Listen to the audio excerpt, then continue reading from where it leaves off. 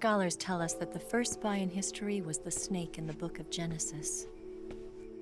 In that story, it was Eve who was tempted by the snake in the Garden of Eden. But this time around, it was I who tempted the snake and got away with the forbidden fruit of knowledge. Forgive me, snake.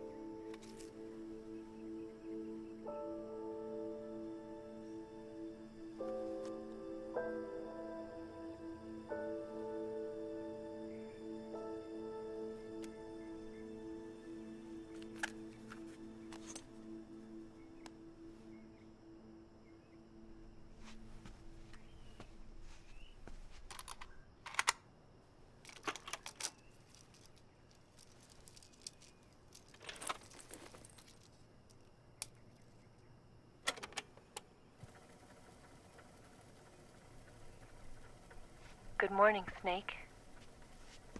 I hope you slept well. First of all, I have to apologize. I wasn't sent by Khrushchev. I'm not a KGB spy, and I never worked for the NSA. I'm an agent of the People's Republic of China for the General HQ 2nd Department of the People's Liberation Army. It was all a lie. I tricked you. And I'm sorry.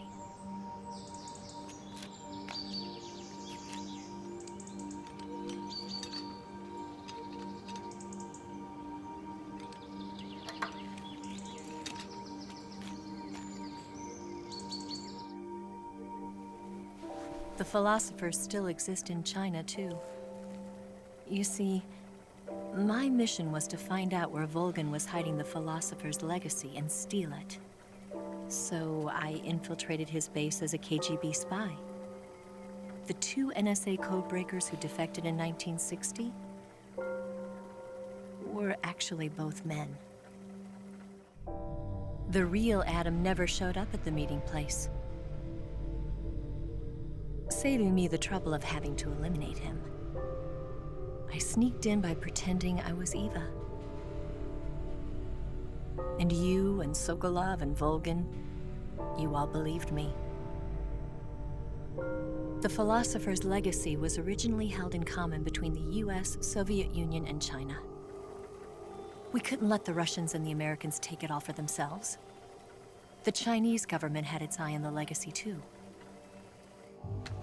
I got the film containing the legacy, and also the nuclear missile launch data from the Shagohod. 5 years ago, the Soviet Union stopped supplying us with nuclear weapons technology. Since then, China's Liaodong easing, hydrogen bomb, and space rocket projects have fallen behind. But with this data, our country will be able to develop its own nukes. We'll create a deterrent force to rival those of the US and Soviet Union. Everything has gone according to plan, thanks to your help.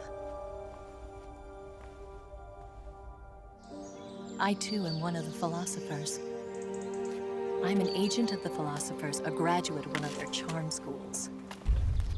I was raised in a joint US-Soviet-Chinese facility to become a sleeper agent. This was before the war. Back then, they were collecting children from all over the world.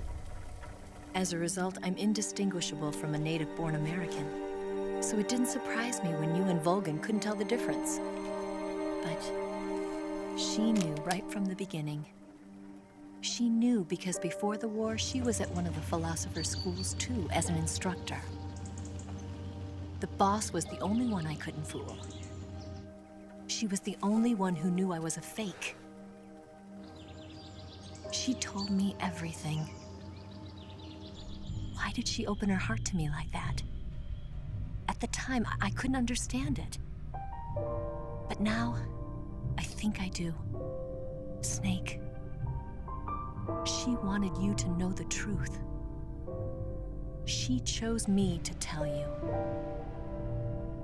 That's why she saved my life. I've lied to you so many times, but not this time. My orders from the government were to obtain the legacy and to eliminate everyone who knew the truth about what happened. In other words, I'm supposed to kill you.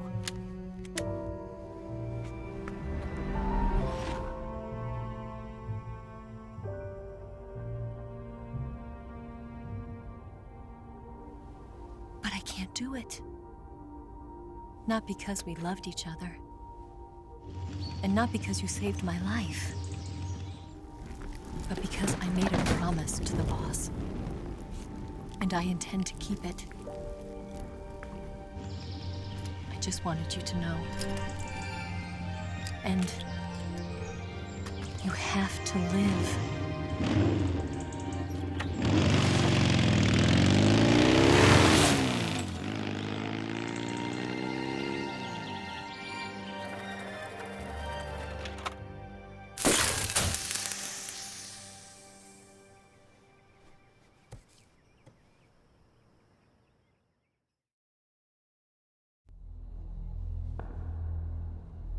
Snake, listen to me.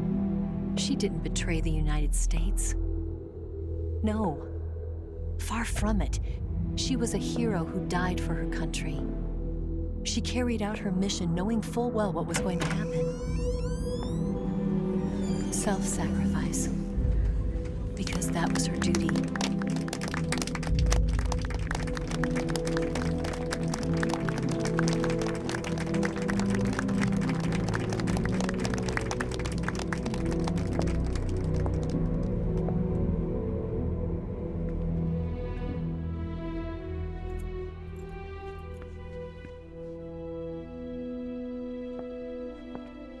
You are above even the boss.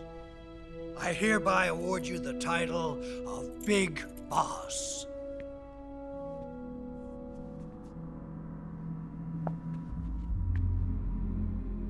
You are a true patriot.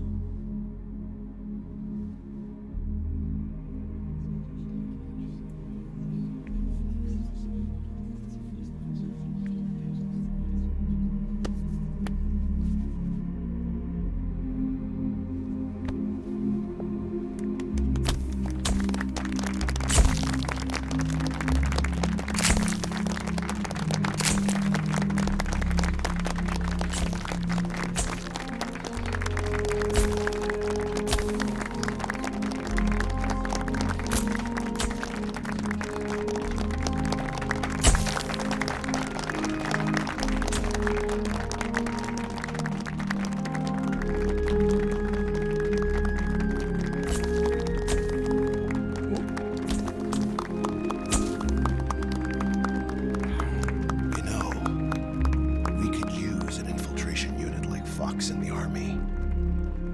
Someone like him to handle our top secret sneaking missions for us.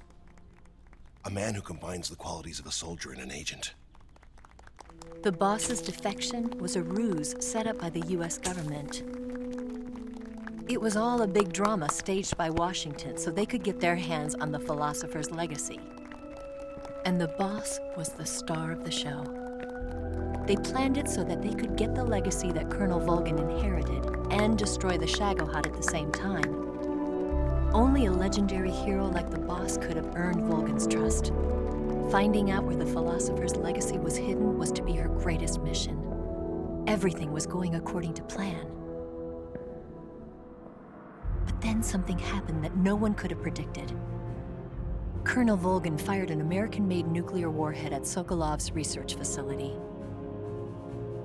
Khrushchev demanded that the US government provide proof that it wasn't involved. They couldn't just abort the operation to steal the legacy. So the operation itself was greatly expanded and revised. The authorities in Washington knew that in order to prove its innocence, they'd have to get rid of the boss, and that one of their own would have to do the job. The public couldn't be allowed to find out about it. Not ever. This, they concluded, would be the best way to keep the whole thing under wraps.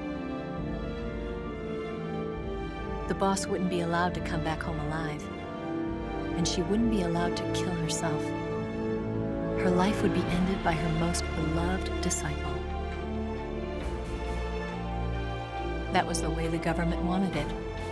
That was the mission she was given, and she had no choice but to carry it out. Her death at your hands was a duty she had to fulfill. Out of duty, she turned her back on her own comrades A lesser woman would have been crushed by such a burden. The taint of disgrace will follow her to her grave. Future generations will revile her. In America as a despicable traitor with no sense of honor. And in Russia as a monster who unleashed a nuclear catastrophe. She will go down in official history as a war criminal. And no one will ever understand her. That was her final mission. And like a true soldier, she saw it through to the end. But I think she wanted you, of all people, to know the truth. She wanted to live on in your memory. Not as a soldier, but as a woman. But she was forbidden to tell you herself. And that's why she told me. Snake, history will never know what she did. No one will ever learn the truth. Her story, her debriefing, will endure only in your heart.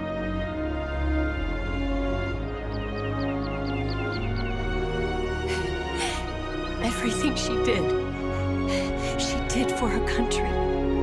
She sacrificed her life and her honor for her native land. She was a real hero. She was a true patriot.